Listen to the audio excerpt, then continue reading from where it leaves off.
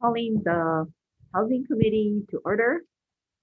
Today is Tuesday, February 16th, 2021. It's 10:30 a.m. We are in conference room 423 and going to do testimony via video conference at the state capitol. We have one item on the agenda this morning. It's HB 525 HD1 relating to teacher housing. We have written testimony from Kevin Carney, Vice President of EAH, with comments. Randall Tanaka, Department of Education.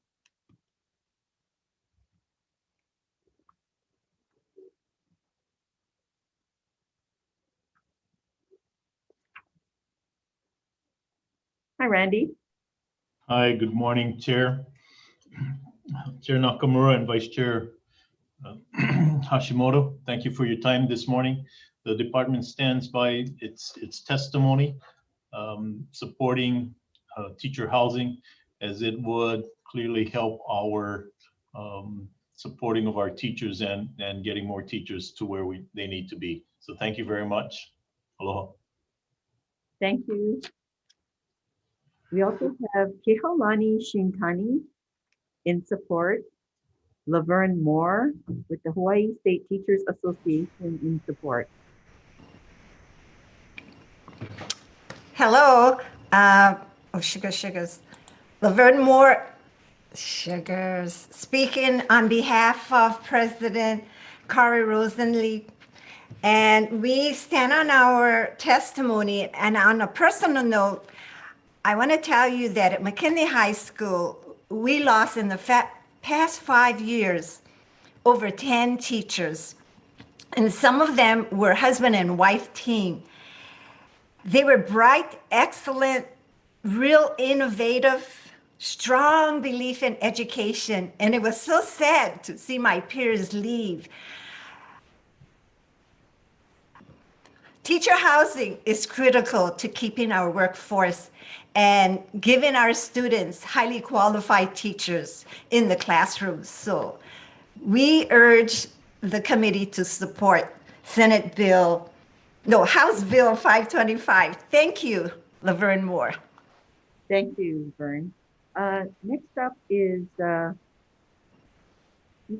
Kela Iona in support, and Ken Hiraki from the Hawaii Association of Realtors in support. Is there anyone else who'd like to testify? Okay.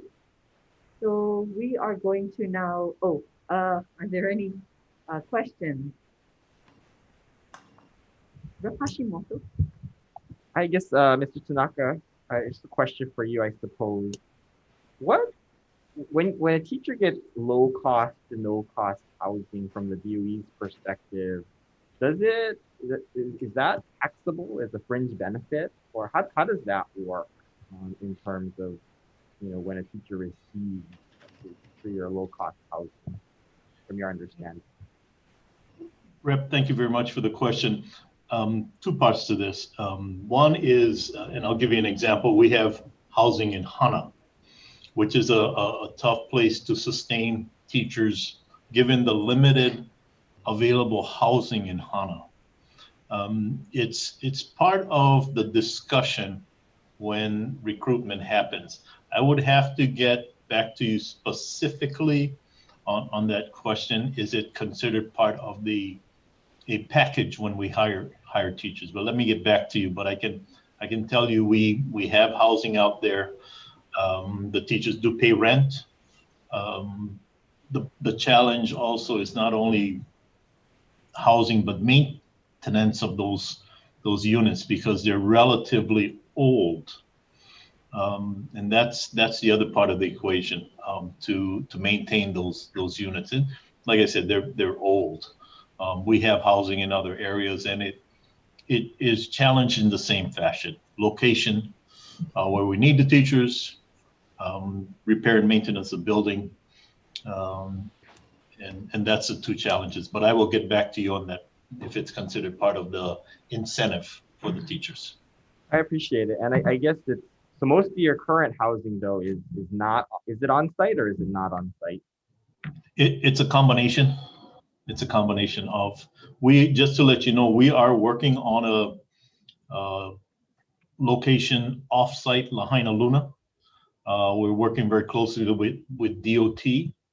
It was real estate that was part of when the bypass road was created and was relocation, and they had to relocate some of the houses. There are 10 lots there that we are working on with DOT, Ed Sniffin's team.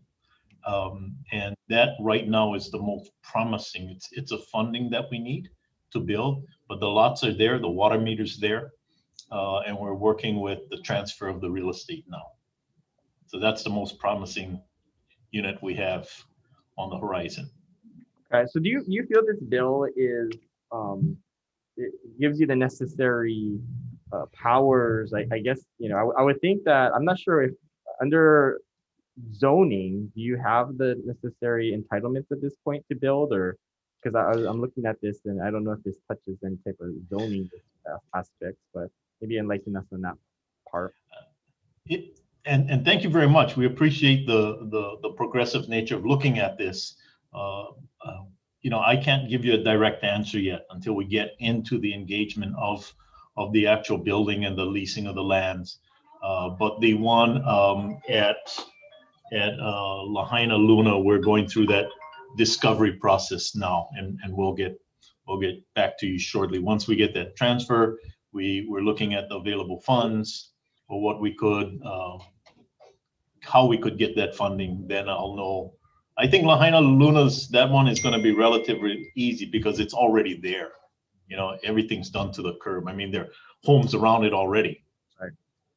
So the short answer is I don't know yet. Okay, very good. Thank you, Chair. Thank you. Any other questions, members? Yes, Representative Decoy. Sorry, Chair. I'm still trying to get the video, but so my question is, Oh, do you want to? You're not on video yet. no, Okay. Do you want me to ask some questions while you get yeah, situated? yeah. Okay. I ask some wanna questions. know What? why is it that it's only for But why don't you get situated so you can ask your question, and in the meantime, I'll ask you questions. okay, thanks. So I have a question, Randy, about the source of funding, the revolving fund. How much do you have in that revolving fund now? I'm sorry, Rep, I need to get back to you on that, the revolving fund amount, okay? Okay, and what is the source of the revolving fund? That I also need to get back to you on. We didn't have a whole lot of money for housing, is the challenge. So as we build back into this, we need to come back to you and say, here's the locations, whether it's restoration of existing housing. Give you an example, on Lanai, we have teacher housing. When they redid the unit, they tried to make it a duplex. Technically, we couldn't do that because of we had to rewire electrical, and we didn't have funds for that, so we couldn't create a duplex for that. So my question is, this bill puts it into law that it shall be at no cost or low cost. So that's why I wanted to know, what is the source of the funding if it's going to be at no cost or low cost? Does DOE have a revolving fund, and how much is in there? That's why I'm asking these questions, because I'm worried that you know, there will be resources to carry this out. And thank you for that, right? Because a number of times it's a great idea, it's a necessary need, but how do we fund it, right? That last part of the journey, we need to fund it. So I will find out for sure where or if we have money for that, and get back to you in very short order. And who would develop the property? Is it DOE or is it that new facility? As I understood, the SFA was to look at all the capital projects. I think that's a question we need to ask the SFA, if they'll be involved in new projects like this. At the end of the day, my greatest concern is that we provide housing in the locations where we have the most disparate situations, and whether they build it or we build it, the end goal is to get teacher housing. So we'll work that out with the SFA. Okay, Rep. Decoy, is that up? Thank you. Go ahead. So, of course, thank you for asking the first question. I could ask. My second question is, how do you guys justify those, Randy, with less than 6 years of public teaching, while in areas like Lanai, it's always been a struggle? Um, how would that play out for the other teachers that also need no cost or little cost? That is, Rep. Decoy, that is an excellent question. What the qualifications are to get low rent or no rent, and I can't answer that. I think that criteria needs to be established by our academic side of the house, but we will work on a metrics if we don't have one, but I'm sure we have some. Whether it's new teachers, I mean, the old teachers need as much support also. So how do we distinguish? And I think that we need to be clear on. So Randy, I think, as you know, the district that I represent is probably the most rural areas, and I can appreciate the introducer of the bill, but to put the limitation of 6 years of public school teaching when these areas are already high areas to fill, I would definitely like to see an expansion upon, all teachers in areas and at least some cost, but not no cost. And then Chair did ask the question I wanted to ask earlier. So thank you. Thanks for Thank you. I agree. It's not only the cost for acquiring teachers, but it's expensive to build. It's expensive to maintain. All of that has to be put into the equation. Thank you, Chair. Thank you. Are there any other questions? I have a couple more. One is, so is there when it comes to, just following up on Rep. Decoy's question about the length of service, there was also a question about whether charter school teachers should have access to this housing. Mr. Tanaka, do you have a response to that recommendation? It was from one of the other testifiers. I think generally speaking, we treat the charter schools as one of the family, right? We provide PPEs for them. We work with them. I would need to work with deputy to see how that works out, as they, how they're included in the tranche of available housing. But I think that goes to the same criteria: selection and length of service is two of the guidances. But let's have the discussion with charter schools also, because they're part of their whole educational program. The other recommendation we received was to give priority to those who work full-time at the school, but not necessarily limit it in cases where you may have perhaps an open unit, but maybe not a lot of interest at that school campus. Yes, I mean, would that ability be helpful?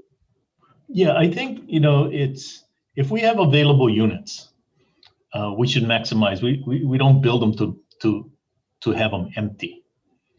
We look at the demand for teachers in those locations, and if housing is a prohibition towards getting more teachers, that should be part of the consideration. And then as we go through the criteria at certain levels, let's see who else we can include to the benefit of the schools and getting teachers there. Okay, thank you. Are there any other questions?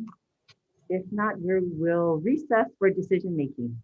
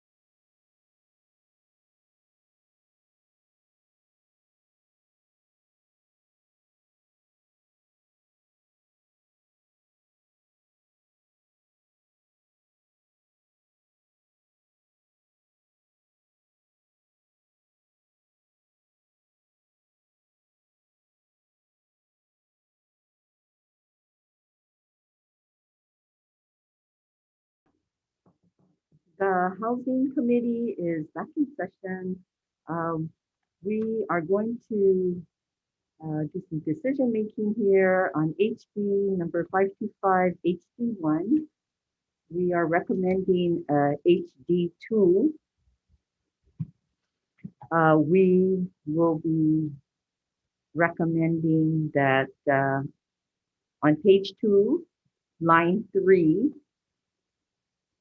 line 4, we're going to add that it can be rented to, to public school teachers with less than 6 years of public school teaching experience in the state or teaching in a rural or hard to staff location. And on line 5, we're going to replace at no cost or low cost. Just put at affordable rent. And for number 3, on line 6, we would say shall only be with priority given to those employed full-time at the school. Kind of preserve options. Okay. Are there any questions or concerns with those amendments? Yes. Yeah, I appreciate the. I'm gonna vote. I'm gonna vote out. Support the chair on this one, but given where we are economically, and I think this thing is a real heavy lift. And secondly, it cries out for a little bit more due diligence. Like for example, I think we all have schools in my district. I'm just going through my head. I can think of 6 of them. There's no land to put there's no land to put housing. So even if they had teachers, where would they put the house? I don't get that. I wish I had more confidence in the Department of Education that they can be effective and efficient property managers of hundreds, if not thousands of housing units. I don't quite have that confidence because that's not what they're hardwired to do currently, but keep the ball in the air for further discussion. Why not? Thank you. Yes, I think it would be very limited to schools with excess land. Yeah, thank you. Any other comments? Oh yeah, thank you. We're also going to, there is already a defective date, but we'll add any technical and non-substantive changes. Thank you. Okay. All right, let's take the vote. Recommendation of the chair is to pass HB 525 with amendment. Chair and Vice Chair vote aye. Representative Makino. Representative Decoy. Aye. Representative Ilagan. Aye. Representative Kitagawa. Representative Takumi. Aye. Representative McDermott is excused. Chair, your recommendation is adopted. Thank you. We're gonna go on to decision making for 4 of the bills that we heard last week, February 9th, 2021. No testimony will be taken. We're just gonna go over the recommendations for HB 79 relating to the Affordable Home Ownership Revolving Fund. The recommendation is to do an HD1. We're going to make several changes to this bill based on comments we received from Hawaii Housing Finance Development Corporation. One is on page 6, line 7, we're going to add a new subsection F. The corporation may contract with nonprofit community development financial institutions to fund loans under this section. The corporation may contract for the services and custody of its loans. Then on line 6, following that section, we're adding a new subsection G. The corporation may establish revised charge and collect a reasonable service fee as necessary in connection with its loan services and approvals under this subpart. The fee shall be deposited into the Affordable Home Ownership Revolving Fund. And then we're just going to rename section H. On page 6, section 3, lines 15 to 21, we're going to delete, and we will add the language, the Director of Finance is authorized to transfer taxable general obligation bond proceeds and accrued interest from the Rental Housing Revolving Fund to the Affordable Home Ownership Revolving Fund established under section 201HA Hawaii revised statutes up to the sum of blank amount for the fiscal year 2022 to 2023. And on page 7, line 4, we're going to replace the fiscal year 2021 to 2022 with 2022 to 2023. And we're deleting lines 4 to 9. This will give the HHFDC 1 year to develop the rules to set up this program and to make it work. Finally, on page 7, line 12, we're going to delete the word part and replace it with the word act. And we're going to defect the effective date and add any technical non-substantive changes. Are there any questions or concerns? Thank you. We can take the vote. Recommendation of the chair is to pass HB 79 with amendments, noting the presence of all members with the exception of Representative McDermott. Any members voting with reservation? Any members voting no, with all others voting aye, the recommendation is adopted. Okay, thank you. The next item is HB 1114 relating to non-general funds. The recommendation is to pass with amendments and create a HD1 that would delete Part 5 relating to the low-income housing revolving fund.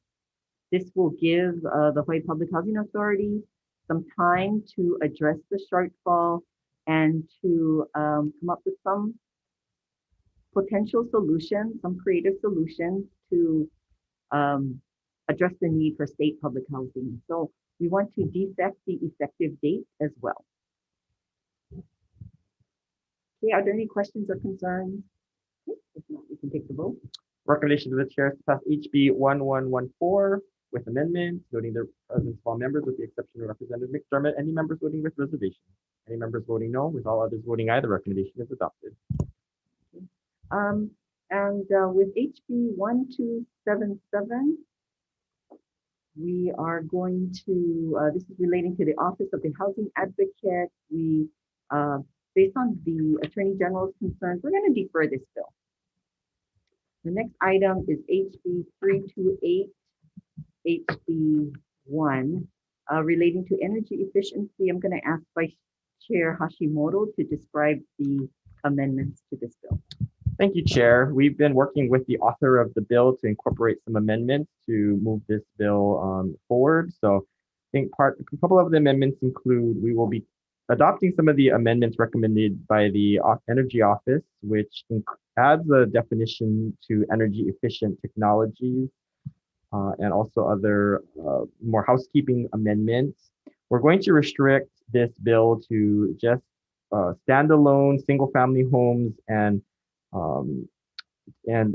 townhouses that individuals fully own. So a lot of the common elements will be deleted from this bill because I think a lot of that gets into very technical and detailed things that should be dealt with within homeowners association in terms of common elements. So all those requirements will be deleted from this bill, and we will be deleting the required energy efficient standards 15% because it was a little difficult to measure how those efficient technologies would work in terms of more efficient standards. We'll also make some technical and non-substantive revisions to the bill. Thank you. Are there any questions or concerns with the amendment? Then let's take the vote. Okay, recommendation of the chair is to pass HB 328 with amendments. Any members voting with reservations? Any members voting no, with all others voting aye, with the exception of Representative McDermott, who's excused. Your recommendation is adopted. Thank you, members. This meeting is now adjourned.